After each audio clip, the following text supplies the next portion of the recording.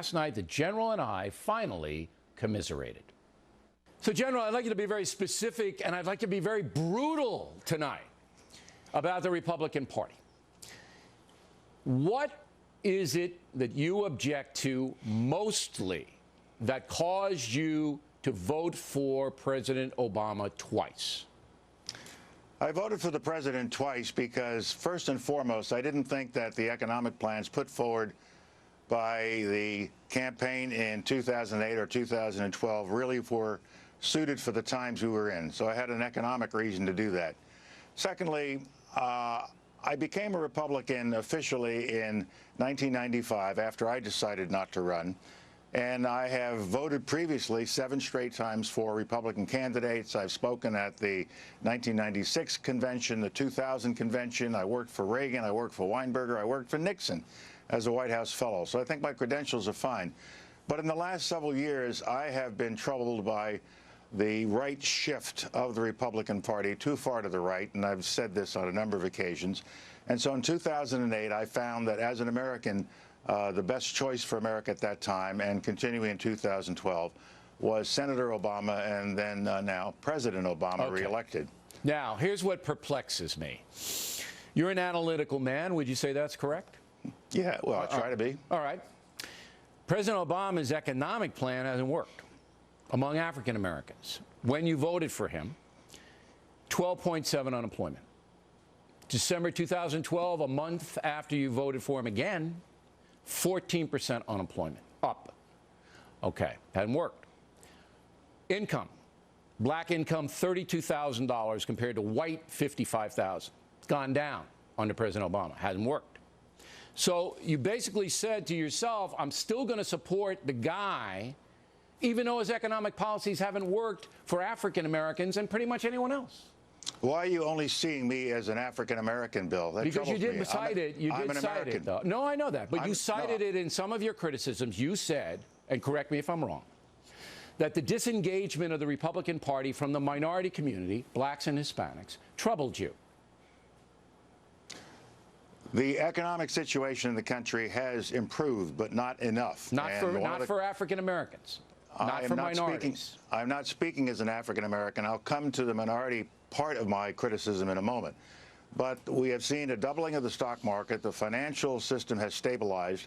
The economy is starting to improve. I want to see it improve even faster and in a broader sense so that those who are at the lower end of the economic scale, including African Americans, Latino Americans, and others, can start to come up. Ultimately, those numbers that you just cited are going to be fixed by an improving economy and an economy that's spread out more. And more African Americans will benefit, and Latino Americans, if they also get the education needed for the more demanding jobs. You seem to be voting again on hope in 12 because we haven't seen an economic improvement in this country very much. And in addition, the big spending policies of the Democratic Party and the president have driven the debt, as you know, to close to $17 trillion, and he's the biggest spending president in history. But you said something very interesting. The education. We spend more per capita on education than any other country in the world except Switzerland, all right? So it isn't the money. But the money continues to flow. It's the discipline. It's the disintegration of the family structure. All of the things that the Republican Party and the conservative movement are emphasizing. Yet you have drifted away from them.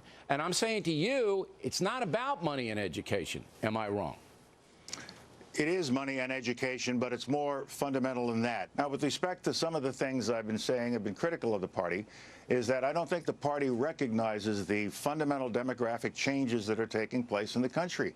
In one more generation, African Americans, Asian Americans, and Latino Hispanic Americans will be the majority of the country.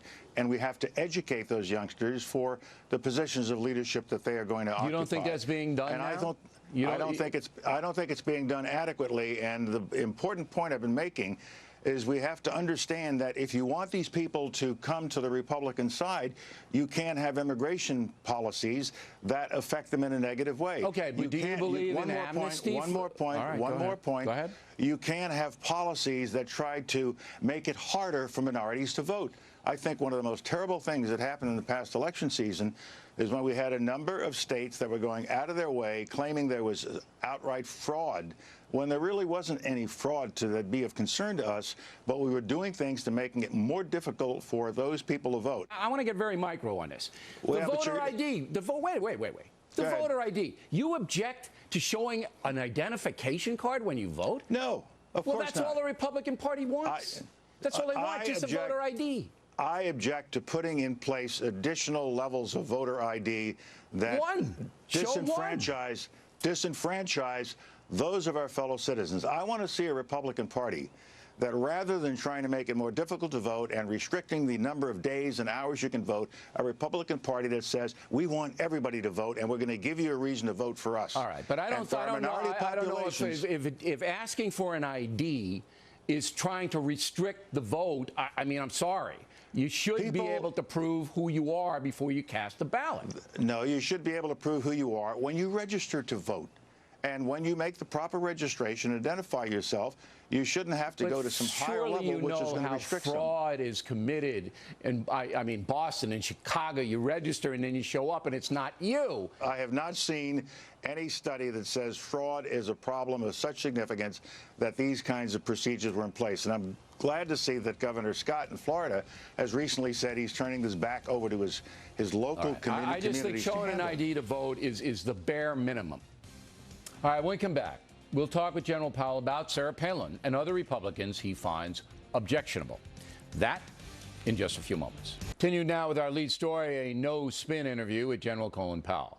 We begin the second segment with what really teed off the general, causing him to make strong public comments. The fuse?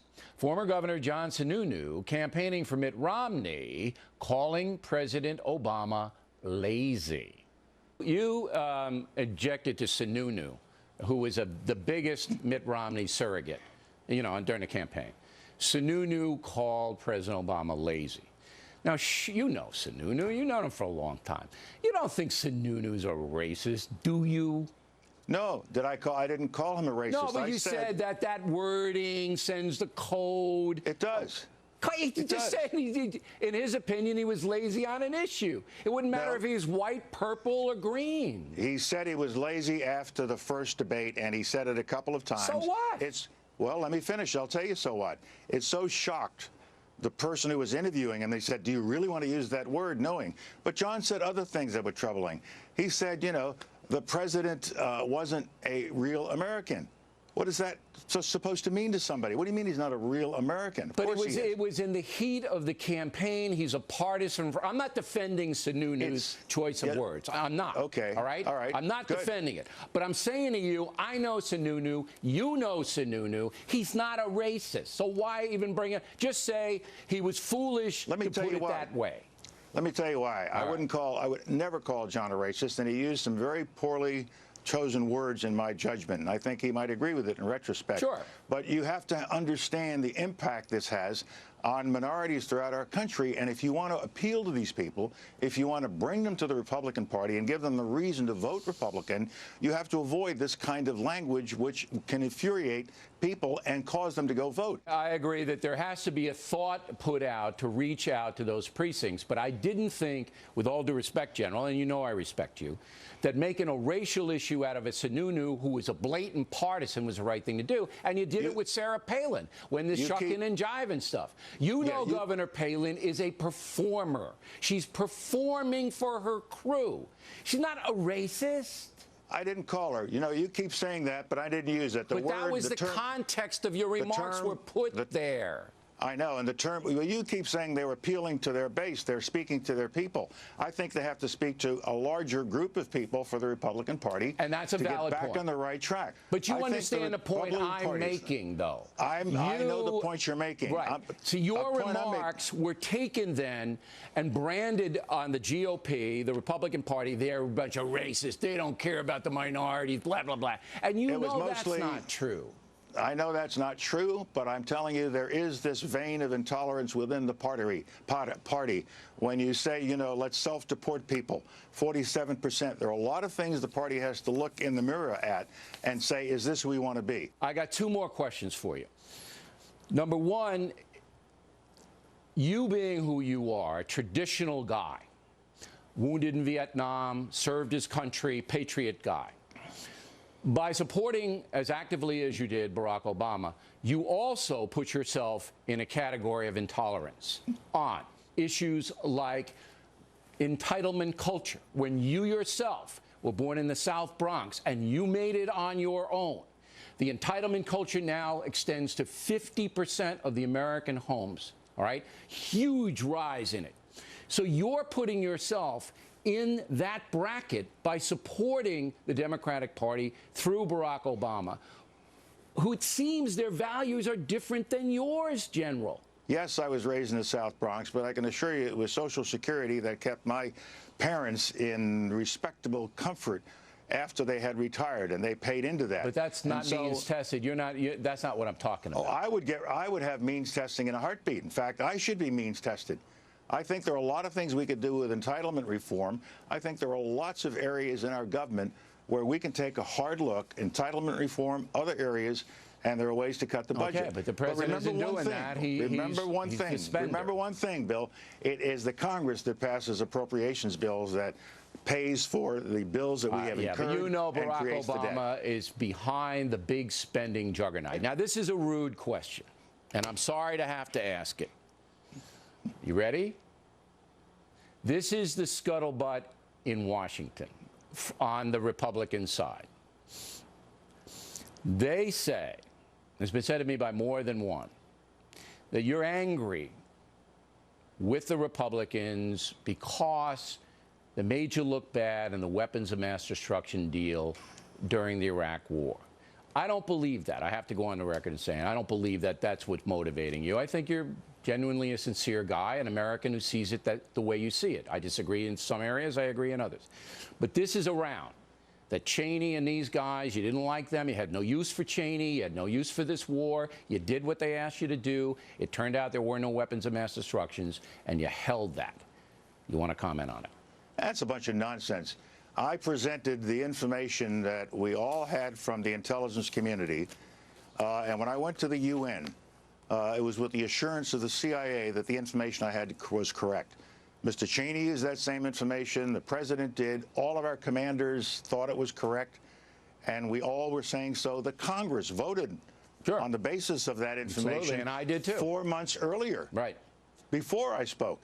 And so I made a choice based on the information I had, and I don't have to answer idiotic questions like that one about whether I'm mad at somebody. I appreciate it, General. That wasn't too bad, was it? Coming in? I had a good time. Invite me back, Bill. Don't forget to send the book. Listen, I salute you, man. You know me. I think you're a patriot, and I wanted you to come on this program, and I wanted you to speak your mind in front of this audience. I think it was an important interview, and we're very happy you did it. Thank you very much. Thank you, Bill.